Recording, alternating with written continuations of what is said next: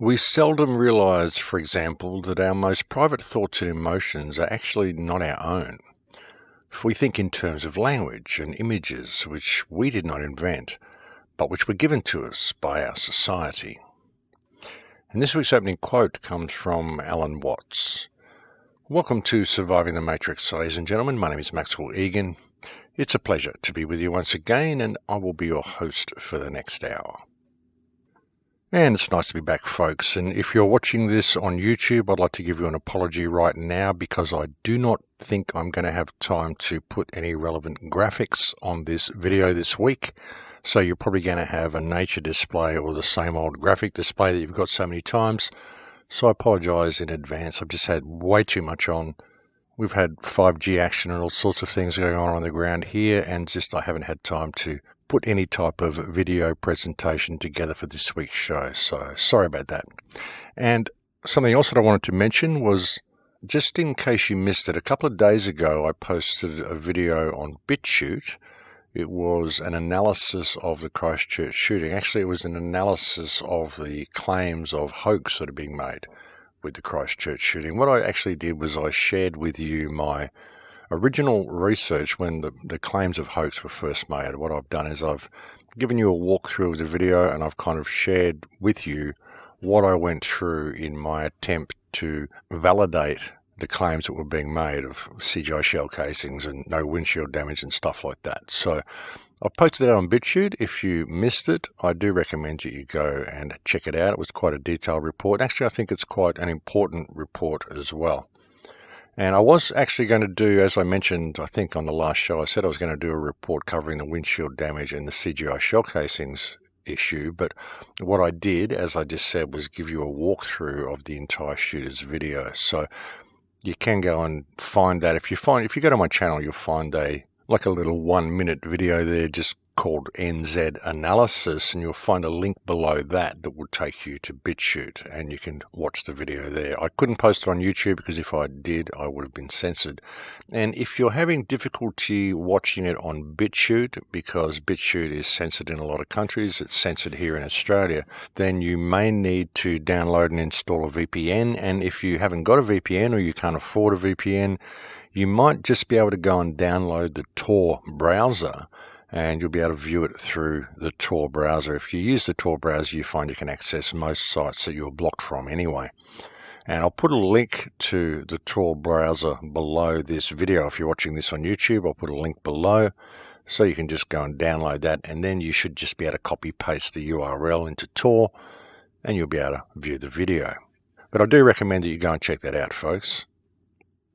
And I decided to make this video and do a full walkthrough of the shooter's video and not just an analysis of the shell casings due to a picture I found while I was doing an image search looking for a picture of the shooter's car.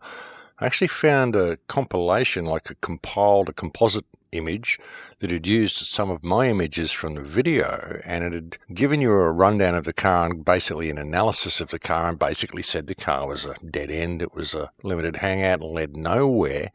And I found it quite intriguing because this picture had actually run the wrong license plate. So that really made me look at this and realize just how important the information that I've presented is, why there's such an enormous effort to misdirect attention away from that car.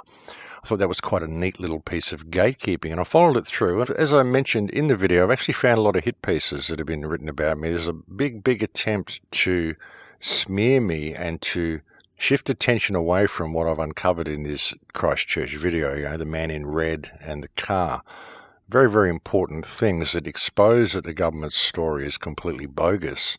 And really, information that could wake up the most asleep, brain-dead TV program drone without any conspiratorial reference at all. In a way, this video kind of bridges the gap between the real world and the conspiratorial world, between the real media and the independent media. It shows the people out there who think that we're all just conspiracy theorists that actually we're not. We know what we're talking about, and that we can prove the government is lying with this video. So it's pretty important that people get some focus on it, I think. I mean, that's why I have been pushing it so much, and that's why I've been getting so much flack. That's why there's such a huge smear campaign launched against me at the moment, folks. Think about it, the information that I put out there regarding the man in red and the car and all this sort of stuff, no one can dispute this. No one can dispute what I found in the video. So the only other option they've got is character assassination of me, in the hope that people will turn away. Just don't listen to this guy. We don't want you hearing what this guy is saying. So it's a huge opportunity for us all, folks. So I do recommend you go and check out that video on BitChute. And if you're someone out there who's been researching the Christchurch shooting and you've been supporting the notion that it's a hoax, I really recommend you go and check out this report that I've just done. And let me know if you can still support the claims of it being a hoax after watching this report. And, just put down any confirmation bias and put down any need to be right either way. And that's the thing with it, as I've said so many times, I don't need to be right either way. I'm just looking at the evidence the video actually shows us and the opportunity it actually provides for us should we choose to focus on that evidence. But anyway, I won't get stuck on this topic. I just wanted to alert you to the fact that that video exists. And it's good, actually. One of the listeners alerted me to the fact that it was trending on BitChute. It was trending as the most popular video trending on the day that it was uploaded. And I just checked BitChute this morning, and it was actually trending as the most popular video this week on BitChute. So that's nice to see as well. At least a lot of people are watching it. And it's nice to see that we have a platform where the algorithms actually work and they actually show you the videos that are trending, and they actually have the view counts having an actual influence on what you see on the trending page, not what we see on YouTube. So that's nice to see as well, very refreshing. But anyway, with all the negative stuff that's happening lately, with the rollout of 5G and the way it's just all going full ahead, rolling out, they're not really caring what the people think. With all of this happening, have you been feeling really kind of positive lately? Have you been feeling like the wheels are actually falling off the system? Because I have. When I really look at what's going on here and I look at how they really are rushing out 5G as much as they can, with all the work that we've done here in Australia, getting the barrister Ray Broomhall in and all the action he's taking, I'm still seeing the 5G cell towers going up all over the place. I'm hearing about positive successes in the legal world regarding this, but I'm still seeing the small cell towers go up. So they're pushing it anyway. So, with all of this, I think the people are going to start pushing back soon. I think a lot of people have had enough. And they're fumbling so badly. Like, they really, really blew it with this Christchurch shooting. And the amount of censorship that they've had to roll out on the back of that because they just blew it so badly has really woken a lot of people up. There's a lot of people here in Australia that are kind of looking at the internet now going, well, what happened?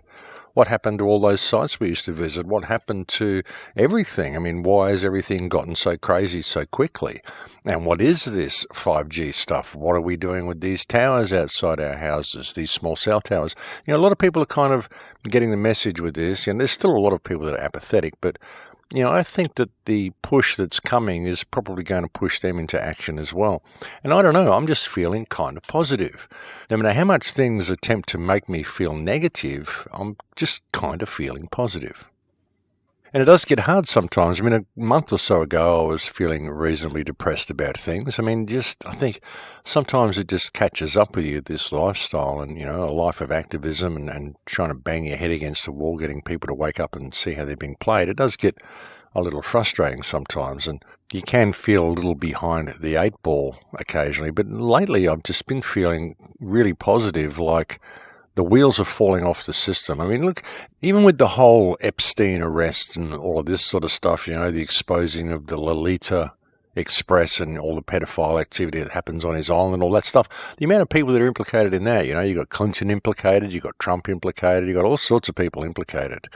A lot of people that probably aren't even mentioned are probably implicated as well, but we're not hearing about them. But, it's kind of helped people, hopefully, to see that, the government is corrupt. It doesn't matter. The deep state is what happens when they close the doors. Trump's not your friend. Nothing in the government is ever going to provide any remedy to what we're facing, because what we're facing really is a loss of self, a loss of humanity, a loss of what it means to be a human in every aspect of our lives. So, perhaps that's helping as well. Perhaps that's helping the QTubers see that they've just been kept on a yo-yo string for the last 2 years. And the way Trump has overridden all of the state legislation regarding 5G, and he's attempting to roll it out just blanket across the country, trying to override it with federal legislation, still pumping weapons into Yemen. A lot of people are tweaking to the fact that North Korea has just been this massive CIA puppet show since the very beginning. And the amount of fumbling and the level of complete ineptness that they displayed with the Christchurch shooting, I mean, how much they blew that and how much the information is actually getting out to people.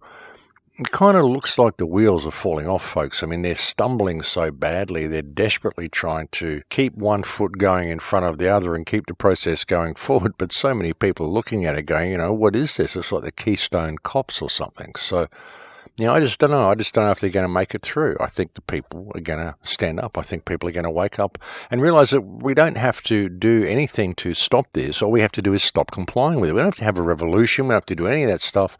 All we have to do is say, no, we're not going to do this anymore. We're going to do something else and stop complying with our own slavery because, the slavery system isn't here yet. It's not completely in place yet. We have to continue to comply with it until it is all in place, and then it'll be virtually inescapable. But it's not in place yet. So all we have to do is prevent it from ever rolling out to completion, and we've kind of got ourselves in a far better predicament than we are now. And that's really all we need to do for the moment, folks, is just not comply with it and help other people see the ridiculousness of what these people are doing, the ridiculousness of what the government's doing. It's just a farcical puppet show. It really is. And I've often found that by laughing at them, you actually get a far better result with people you're attempting to wake up than by screaming fear all the time. If you point at the politicians and laugh at their actions and just point out how ridiculous and stupid it all is, it kind of helps the people see just how much they're fumbling over themselves to try to make everything they're doing appear legitimate, when it's not. It's just this whole big theatrical show, all designed to make you think that they're actually doing something when they're really doing exactly the opposite.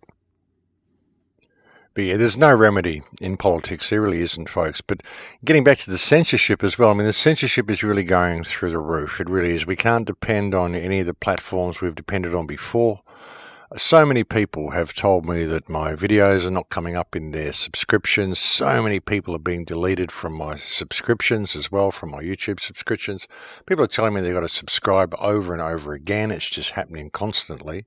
Sometimes you can even notice your video view count drop down in YouTube. You watch your subscriptions drop, you watch your video counts drop. I mean, how can video view counts drop? I mean, how can they go backwards, folks? It doesn't make sense. So that's what we're seeing on YouTube. So it's very important that we find new platforms. And it's the same with Facebook as well. So many people are being shadow banned on Facebook. I saw an interesting video put out by Matt Landman the other day where he talked about social media. He was having a problem. He's on one of the 30-day bans or whatever that they give you, and he opened up another account and pretended he was someone else, just a completely fresh Facebook account, and he attempted searching for chemtrail groups, and he couldn't find any of the hundreds of chemtrail groups that are there on Facebook. None of them would come up in the search, no matter how much he searched. He could even put in the actual name, the correct name of the group, and it still wouldn't come up in the search. The only group that came up was a group that ridicules chemtrails. So this is what they're doing, folks. So, all you're doing on Facebook and on YouTube really is talking to an echo chamber, because new people cannot ever find your work. YouTube and Facebook are making sure that the only people who are going to be hearing what you say are the people who are already there on your friends list, people who are already on your subscriber base, and they're deleting them and replacing them as well. I mean, I've had Facebook replacing people on my friends list. I've had people contact me and say, hey, Max, how come you unfriended me? And I'll look and I'll go, well, I don't remember unfriending you, and I can look at my list and see that I've still got 5,000 friends, so obviously I didn't unfriend you. Facebook unfriended you and they replaced you with somebody else just to keep an eye on me. And that's what they've been doing. They've been doing that to my pages for a couple of years now. So it's important that we find other platforms, other social media platforms, and other ways of spreading information. I mean, I'm going to continue uploading to YouTube simply because I've got so many subscribers there, and everything I upload to YouTube is automatically put on BitChute anyway. But if my channel does go down on YouTube, I'll just move over to BitChute. I don't even know if I'll bother uploading to YouTube anymore, although maybe I'll upload to my AOD Scarecrow channel and to BitChute if the AOD Scarecrow channel remains. Now, I'd like to open an account on Minds, but someone has already used the name The Crow House on Minds, so I don't know if anyone out there happens to be listening. If you happen to be the one who owns the name The Crow House on Minds, and there's some of my videos that have been posted there as well, if anybody out there actually owns that name, if they'd like to actually give me that name and let me have that channel, that would be wonderful, because that's the name that I was going to use on Minds. And that's kind of what's prevented me from opening an account there. So, yeah, just on the off chance that anybody out there might own that page or own that name, please, if you could contact me, that would be wonderful. But we do need to do this sort of thing, folks. I mean, sure, still post to Facebook and still post to YouTube and still use these mainstream controlled platforms as long as we can, just to get the information out to people. But it's imperative that we find alternative platforms to use, such as Minds, such as BitChute. Otherwise, we're simply going to have our voices silenced. And what is more important than any of that is people getting out and getting involved in the real world. And I can't stress this enough, ladies and gentlemen. I really can't. I mean, this is why I get out so much, and it's why I travel so much. And, I spend so much time actually out there in activism. I'm away from home usually for at least 6 months of the year. This last year is the only year, or the first year since 2012, that I haven't been away from home for about 6 months of the year, just out there doing the hard miles, doing the slog, attempting to wake people up on the ground all over the world, everywhere I've gone. So it's imperative that people just get involved in their local communities. I mean, I'm not asking you to get out and travel around the world. Just get out and get involved in your local communities. Talk to people. Make eye contact with people. Go to local meetings and local gatherings and local markets or whatever. Hand out flyers. Just talk to people, meet people, get the information to them out there on the ground. Don't just use social media, because you're not ever going to reach any new people on social media. The algorithms are in place now. They've already done it. The censorship is rolled out, and it's just very, very difficult. Like I said, even if they search for you, they're not going to find you.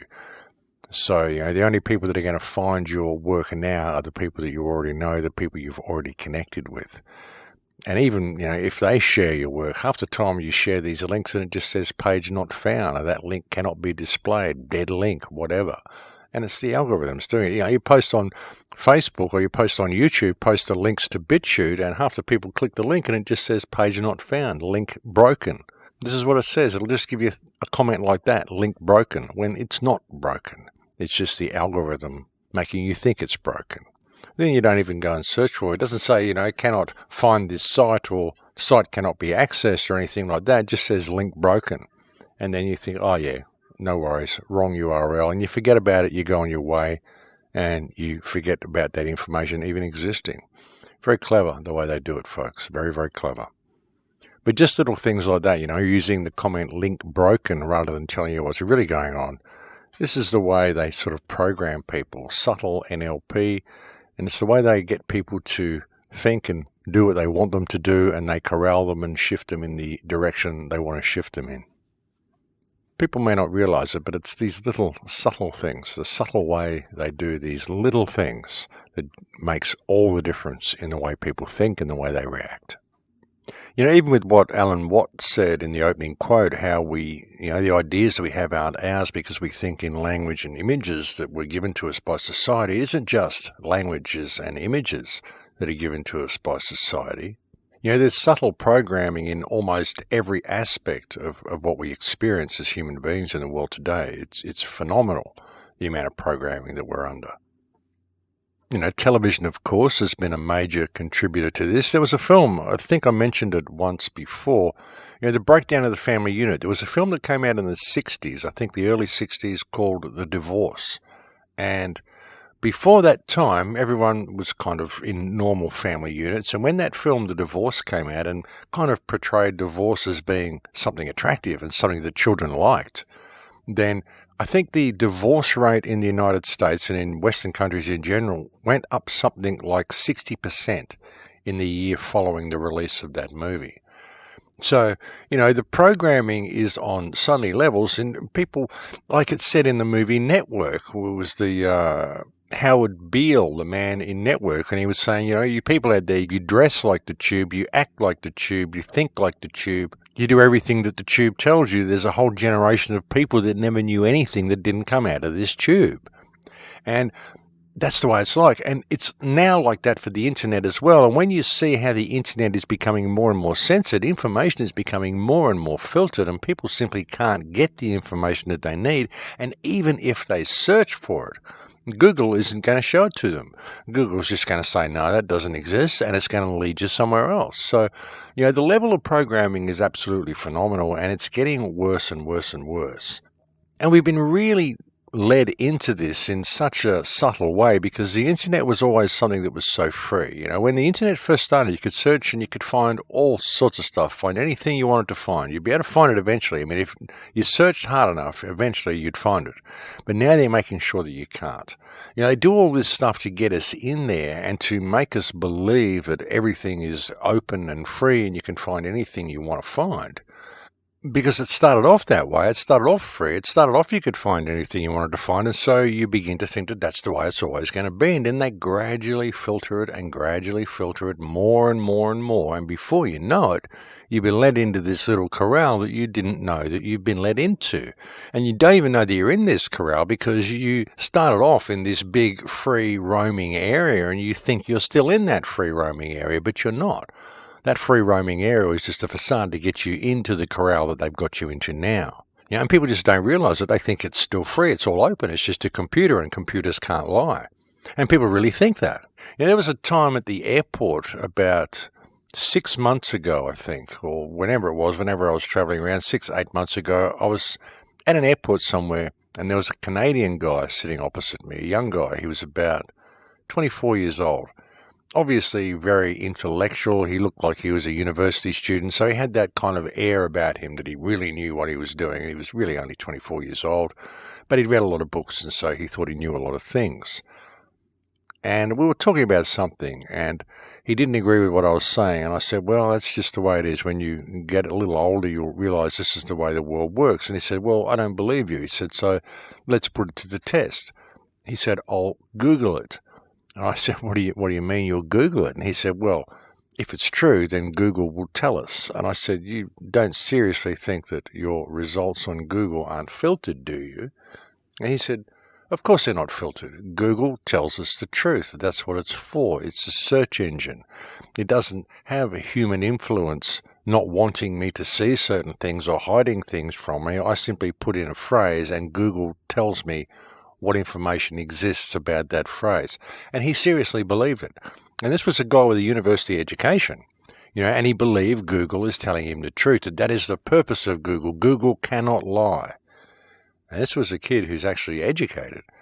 So that's pretty freaky, folks. And that's the way a lot of people think. That's, a lot of people look at the internet and they think, oh, this is just a computer program. The computer can't lie because it's a computer. They don't understand how algorithms work, filter algorithms and search filters and all of these sorts of things that they put into the machine and into the computer to control what it does. Sure, Google finds all the results that you're looking for, and then it puts all the ones that you want over there in the corner where you can't find them and gives you the rest, because that's what the algorithm in the search engine tells it to do. And no, it isn't that Google is evil. It's that the people that program Google want it to do these things. But that's how we get led into it, folks, and it's really interesting to see that that's actually what a lot of the young people think. They think that the computer simply can't lie. That's why it's so difficult to get information regarding 5G and all of this stuff out to people. I mean, we're sharing the information. We're doing all we can. We're creating these groups on Facebook. We're creating all sorts of platforms. We're getting out there and we're doing it. But even when we create a website regarding this information, people search it and they just don't find it in the search results. Even if someone is, feeling a little bit suspect about 5G and they want more information on it, they search for it and they don't find it in the search results. So they start thinking, well, maybe I'm a little crazy, because the sites they do find are all saying, oh no, this is all perfectly safe. So that's the problem that we're dealing with, folks. That's why you've got to get out in the real world. You've got to start handing flyers out to people, doing letterbox drops, going to council meetings and just getting involved.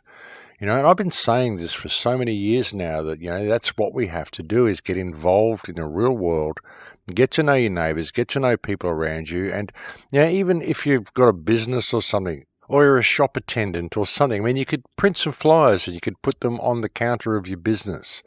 If you're going shopping one day, you could take some with you and you could put them on the windscreens of cars. You could just do something. There's little things we can do every day in our own lives which will make a difference. And you might go and put flyers on 100 cars and only 5 or 10 of them might actually read the flyer. But if those 5 or 10 read the flyer and it actually sinks in and then they spread the information to others, well, then it does make a difference. Even if one person reads the flyer, it makes a difference. Our problem is that we're just not prepared to do these things sometimes, We just involve ourselves in collectivism all the time and not any real activism in the real world. Not going out to meetings and not getting involved with people. And this is what we need to do. We really, really need to do this, folks. We've got to get out and involved in the real world and realise that, we were making a difference online for a while. I've reached thousands of people. I'm sure many of the people listening to this have reached thousands of people as well. Through the internet, we've been able to do all sorts of incredible things. But now it's getting to the time where we can't. They've kind of got all the people that are into this alternate research or into the truth or whatever you want to call it, and they've kind of put us all in our own little pen. So now we're in this big echo chamber and we're all talking to each other, but we can't bring any new people in. We can't reach any new people. They can't even find us if they search for us.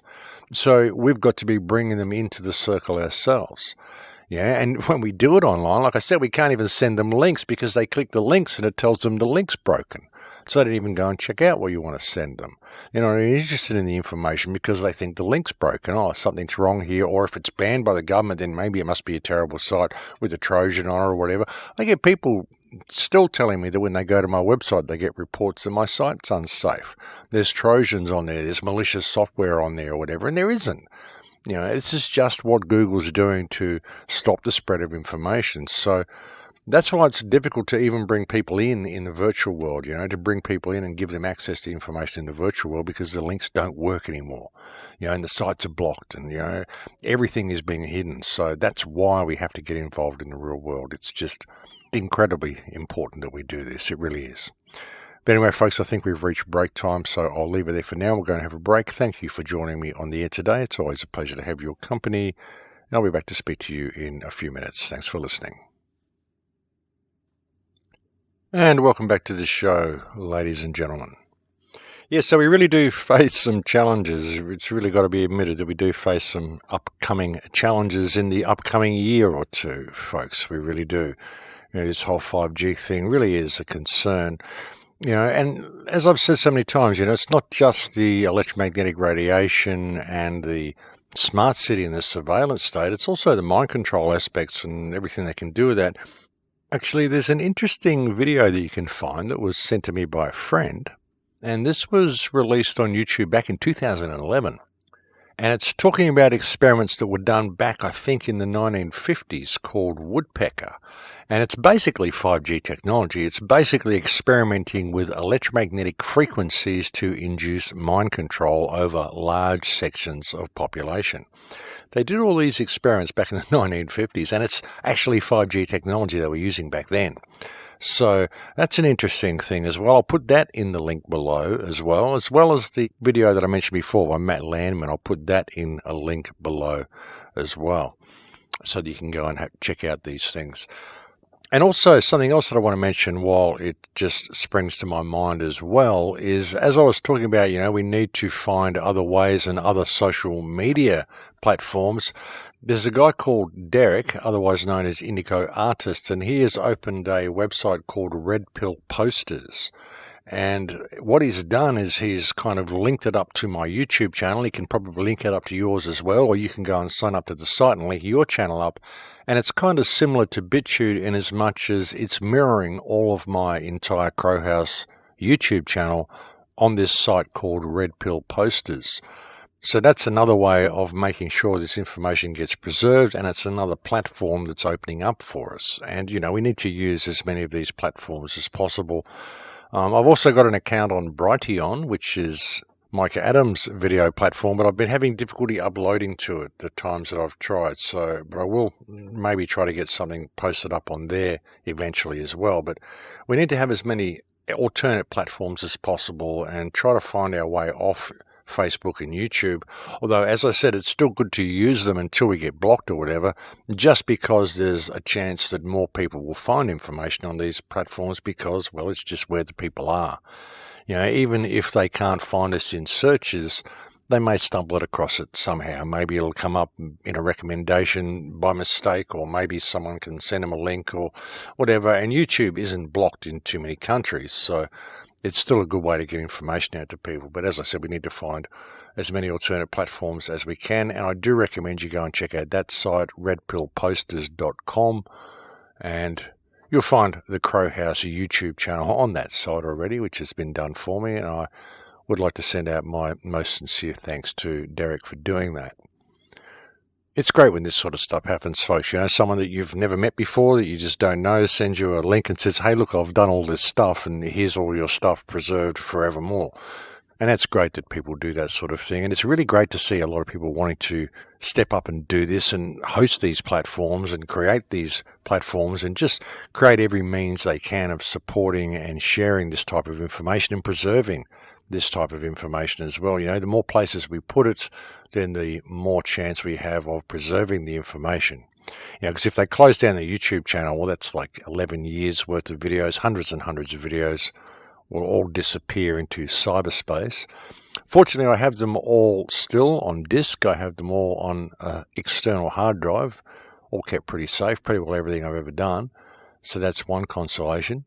But it certainly would be a bit of a mammoth task re-uploading it all to the internet. So it's good to know that there's these mirror sites around, such as BitChute and such as Red Pill Posters, so that the information is mirrored and preserved.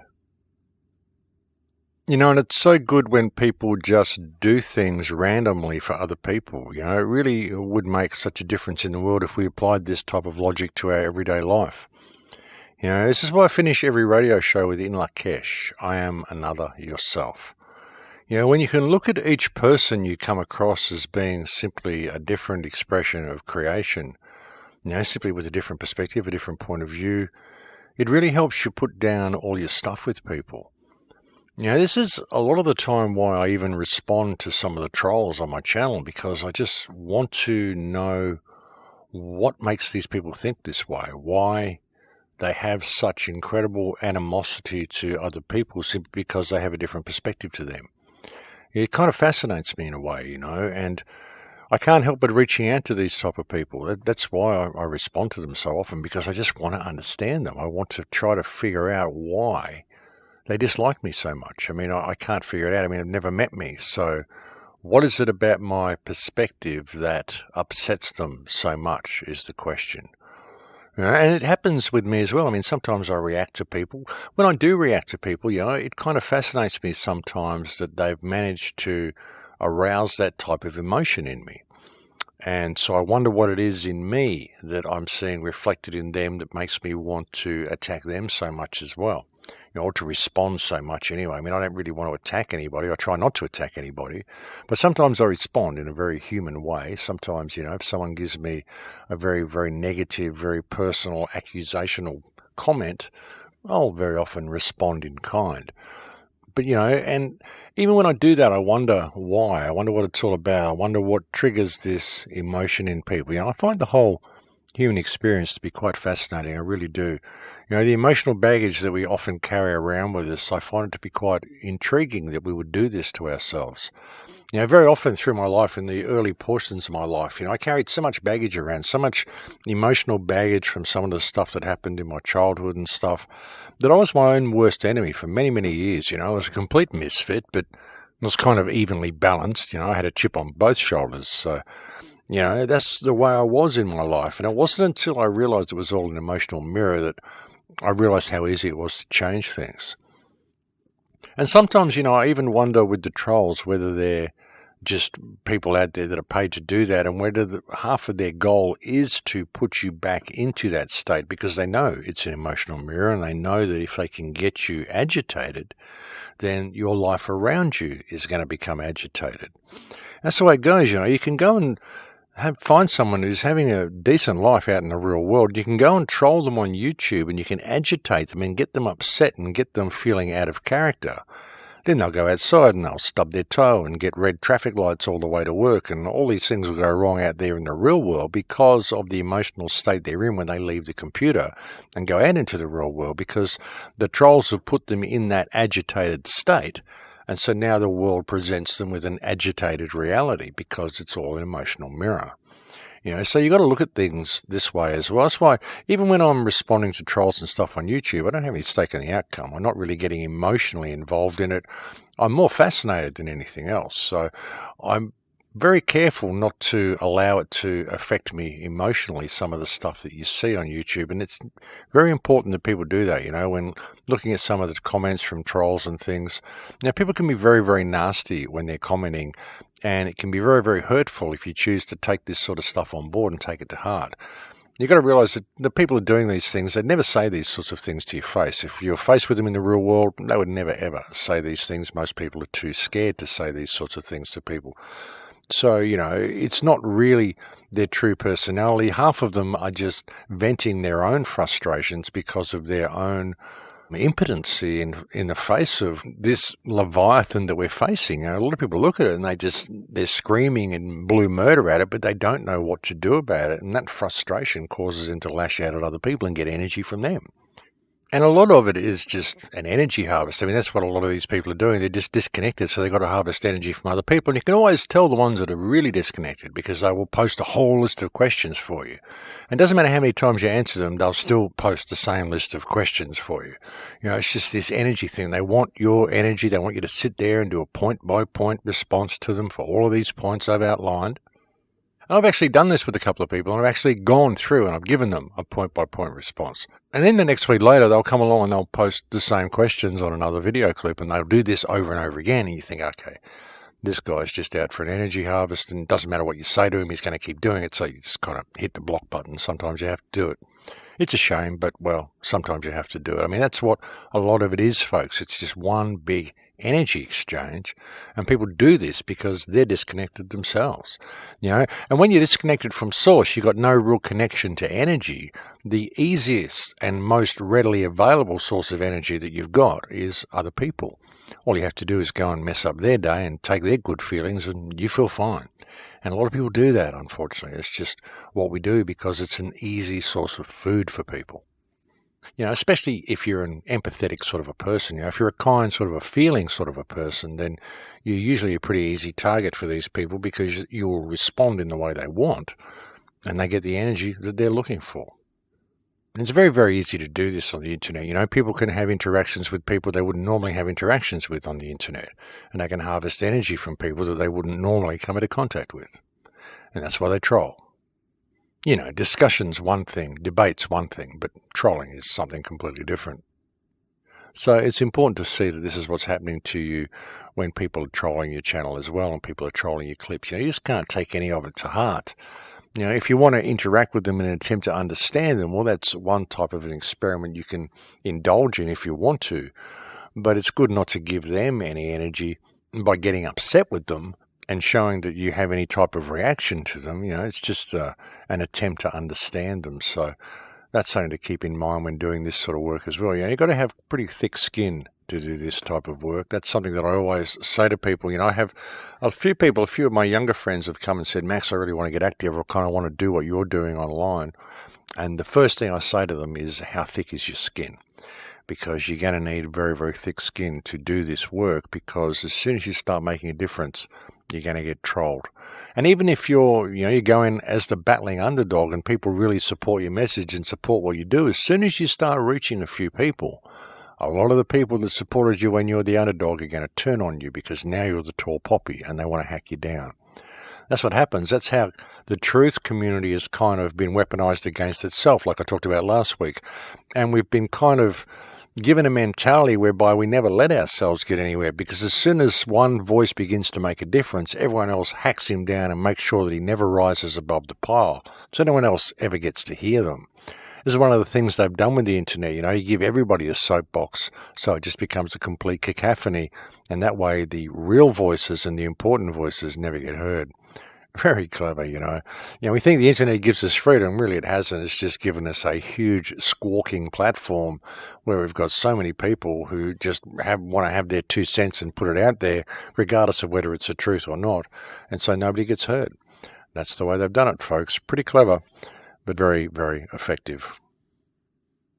That's one thing about the internet. The internet has been presented to us as a way of creating unity and a way of getting us more connected and more open with each other. But it's actually created a whole bunch of disunity, and it's caused to disconnect everybody from each other by disconnecting them from real connections with real people in the real world. I think it's time we paid attention to that, folks, and got back in touch with what it means to be human.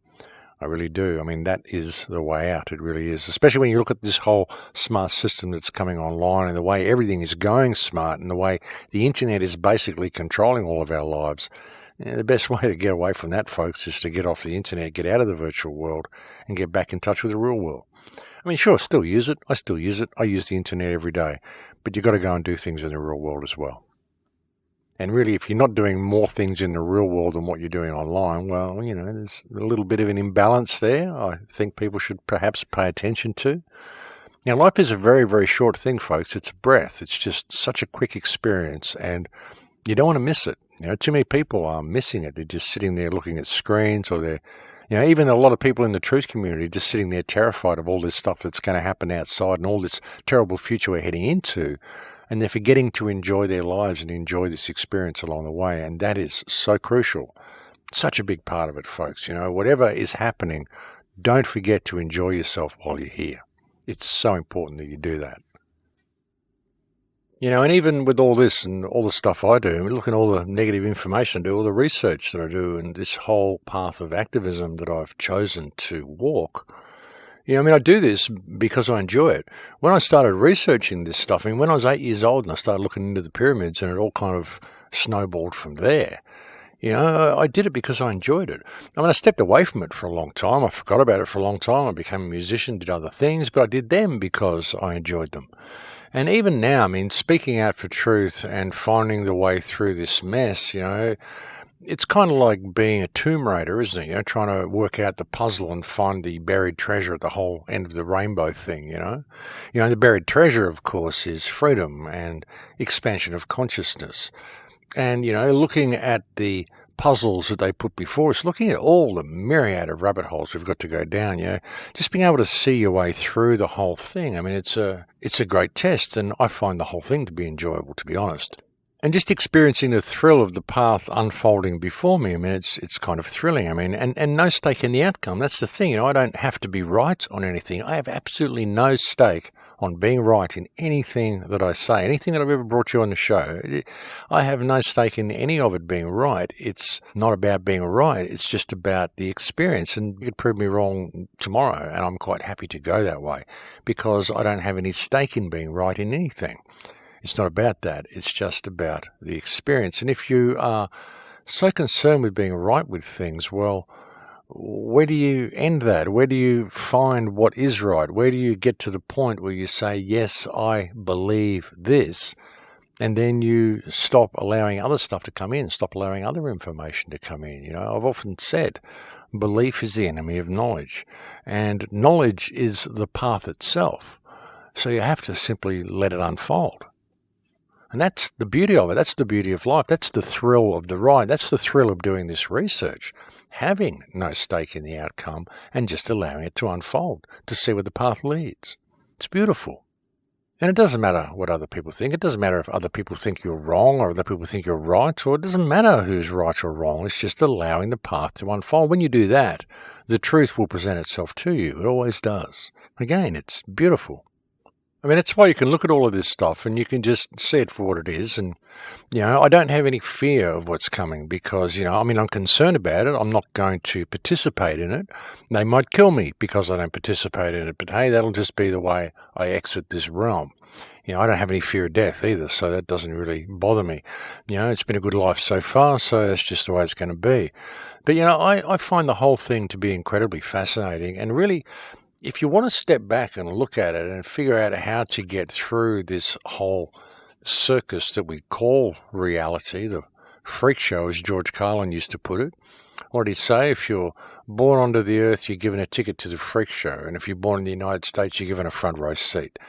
It kind of is like that, but the whole world is sort of becoming a front row seat now, I think. It's getting pretty chaotic everywhere. But really, if you want to step back and look at it, the whole thing is like one big energy machine. It really is. Everything we do is an energy exchange. Every interaction we have with every other person is an energy exchange. Every trade we do, every little piece of commerce, everything, every interaction, it's all one big energy exchange. It's like a big energy machine that we're involved in. And even when you start looking deeper at things, you start looking at us as being energetic beings, really we are simply electrical beings more than anything else. The physicality, the body, the biological computer that we inhabit, it's just something we can use for experience, something we can use for motion, something we can use for physical sensation. But ultimately, it's just one big energy thing. And everything is energy. And when you look at the 5G, you look at where we're going and being moved into this whole AI reality and all this sort of stuff they want to lead us into, even this is an energy exchange. And as they say, where attention goes, energy flows. It's only happening because we give our attention to it. So the question is, how long are we going to give our attention to all of this technological stuff and, give our energy to that rather than give it to ourselves and give it to the people around us and realize that this whole thing is a big energy machine. And the more we give our energy away to AI, the less real energy exchange we have in reality. When you think about things such as the Matrix, you've got those guys lying in the tube and they're giving all their energy to the machine. We're kind of doing that anyway without really entering those tubes, those capsules that the people were in. We're kind of becoming more and more still. When we're interacting with the world, we're doing it by not really interacting with the world. We sit down and we get our laptops, we get our computers, we get our virtual reality headsets or whatever we do. And whenever we become active in the virtual world, we become still in the real world. So it's all backwards, it's all opposite. So we're actually giving our energy to that world. We're powering that world like batteries anyway. As soon as we turn on our laptops, as soon as we pick up our cell phones, as soon as we start interacting with that scrying mirror, then the world within that mirror becomes the real world and we become disconnected and still in the actual world. The only movement we're experiencing is really the movement in the virtual world. You might be running around a game or doing whatever it is we're doing, chatting around on a forum, clicking our way, surfing the internet, as they say. But we're not out there surfing the ocean.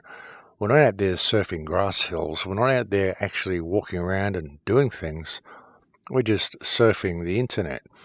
And even the word surfing, it kind of sounds active, sounds like you're doing something, but really you're not. It's very clever, really, the lingo, when you think about it. Everything's been mirrored, everything's backwards, and it's very clever the way they've done it, but it's kind of disturbing when you think about it. You just think just how backwards everything's become, and people don't really notice it because they think they're participating, because it's all sort of bright and colourful and active on the screen. Very interesting stuff. Interesting the way our mind works. Interesting the type of psychology that's been used against us.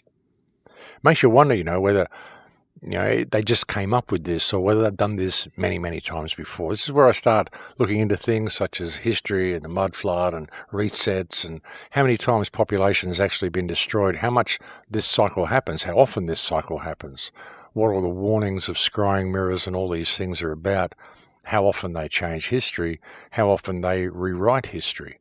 How further dumbed down we get with every type of reset, every type of gathering of energy and gathering of information, because that's what I think a lot of this is. I think these endpoints where we get the scrying mirrors and we all get the internet, the internet kind of collects the sum total of the human experience up to this point. It gets the sum total of the intellect of humankind.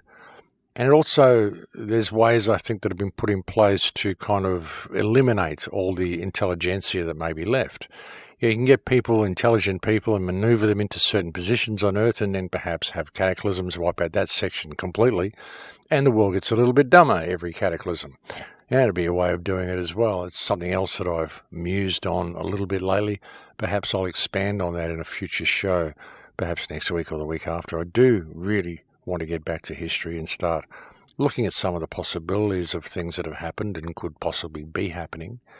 And that's something that I really do want to get back into, folks. So, I'll get back into that soon. There's a lot I'd like to share in regard to that. A lot of it's speculative, but I think it's interesting and sometimes productive to speculate on these things. I think a lot of this stuff's going to be censored from the internet soon as well. I mean, you've even got to wonder where a lot of it comes from. A lot of the information that we've got on the internet, you've got to really wonder how it got there and how true any of it is. I mean, when you go around the world, you can verify a lot of things, but a lot of things just can't be verified, so you've got to wonder. But one thing I am completely sure of is that our history is not what they've told us that it is, and that is evidenced around the world everywhere. So I have no qualms in saying that at all. But as I said, it is getting more and more difficult to research these things because the internet is changing so dramatically. A lot of information is being expunged from the internet and a lot of new stuff is filtering through. And as I said, you've really got to wonder where some of it's coming from, how true any of it is, how much of it is put there just to lead us down rabbit holes and to distract us from what's going on around us. And that's something I've found as well. I mean, when you start looking into all this history stuff and Tartaria and all these things, it's very romantic. It fires up the imagination and it kind of wants you to run down that rabbit hole and it leads you down, and there's a great danger of just jumping down there and becoming distracted from what's actually happening around us. So that's kind of why I left it on the back burner for a little while, because as much as I was enjoying it, I didn't want to get lost in it and suddenly wake up to find myself living in a 5G smart city. That wouldn't be very good. I don't think the research and whatever I found from the research would really be worth the price that I paid. So that's why I left that alone. But I will come back to that very soon, folks. And I am looking forward to doing so, I must say. But, well, once again, we have reached that time where it is now the end of the show, ladies and gentlemen. As I mentioned before, there are social media sites springing up, such as Red Pill Posters, that you can go and mirror your videos to. And you will find me on BitChute if I disappear from YouTube. As I've also mentioned to you previously, I will be speaking at a few events. I'm speaking at an event here on the Gold Coast in Queensland called the Paradigm Shift Summit. I think that is on the 14th or the 17th of August next month. After that, I will be speaking at an event in Philadelphia called Anarchadelphia, and you'll find a link to that on my website. You can go and get a ticket to that. If you use the coupon The Crow House or just Crow House, you'll find you will get a discount on that ticket. I'm also speaking at Anarchapulco in Mexico in February. I don't know whether the coupon Crow House works on the Anarchapulco site. However, if you go to my website, thecrowhouse.com, and you click the Anarchapulco banner from that site and go in from that entry point, you will find you'll get yourself a 5 or 10% discount on your ticket to Anarchapulco. So that's really the way to go in if you'd like to come and see me there. Thank you to all the people who send me so many kind emails. I have got through a few emails this week, so if you're still waiting for a reply, hopefully I'm getting to yours soon. And I am going to attempt to bring you some information on history again soon. I'd really like to get off this whole 5G smart city topic that I've been on for so long lately. It's just that it's so important, and with it ongoing around the world and ongoing in my community around me, I kind of feel a little bit guilty if I leave the topic and go and talk about other things. But I really would like to bring you some more information about history soon. So maybe even next week or the week after, I'm going to bring you some more stuff regarding Tartaria and a few other things that I've been looking at. So that's something hopefully to look forward to, hopefully to break up the dialogue a little bit. Like I said, I'm getting a little bit tired of the 5G and smart city stuff, but it's just such an ongoing problem and such an immediate and clear and present danger we face that I've been kind of pushing it a lot lately so that people stand up and pay attention. We can't drop the ball on this, so that's what I've been doing with that. But as I said, I'll try to bring you some more stuff on history very soon. But again, thank you to all the people who send me so many kind emails. Thank you to my Patreon supporters. As I always say, I could not do any of this if it wasn't for your help. And so thank you for that, because you really are making a difference, because all the difference that I make comes from the support that you give me. So yeah, thank you. I cannot thank you enough. But that is it for me, folks. I've now completely run out of time, so I'll have to leave it there for now, and I'll look forward to speaking to you again next week. Please do go and check out those clips that I put below, and please do go and check out that new site that I mentioned, Red Pill Posters, and I'll speak to you again next week. Please take very good care until then. In luck, cash.